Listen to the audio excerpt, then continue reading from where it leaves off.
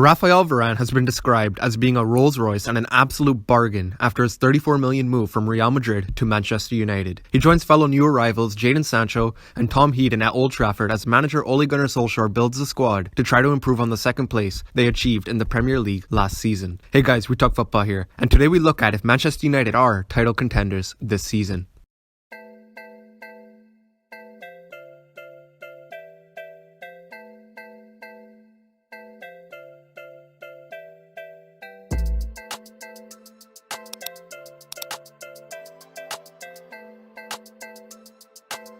Having added Jadon Sancho and Rafael Varane to a squad that finished second in the Premier League and reached the Europa League final, expectations are even higher than usual at Manchester United.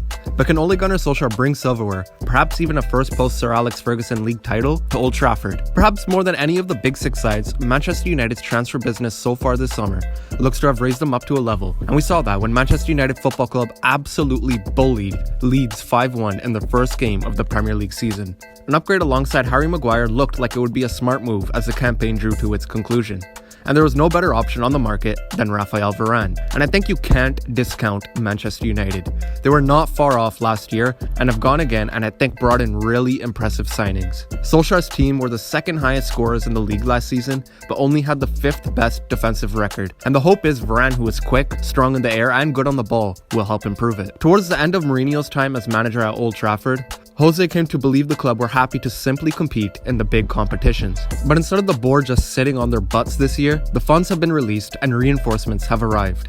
Even if no more signings arrive before the transfer deadline on August 31st, United will be expected to seriously challenge Manchester City, Liverpool and Chelsea for the title and make significant progress in the Champions League, which does put a lot of pressure on Solskjaer to deliver something this season because he was fully backed this transfer window. And if there's nothing to show for it at the end of the season with these players, the season will be considered unsuccessful. Any further additions to the squad might rely on players leaving. The futures of Jesse Lingard, Andreas Pereira and Diego Dalot, all of whom spent time out on loan last season. Realistically, these players aren't going to be anywhere near the starting 11, so United should be looking to sell them as soon as possible, in my opinion. However, there is a strong possibility Sancho and Varane will be the only major signings of the summer. That though will be enough to crank up the optimism around Old Trafford that this squad is capable of winning United a first league title since 2013.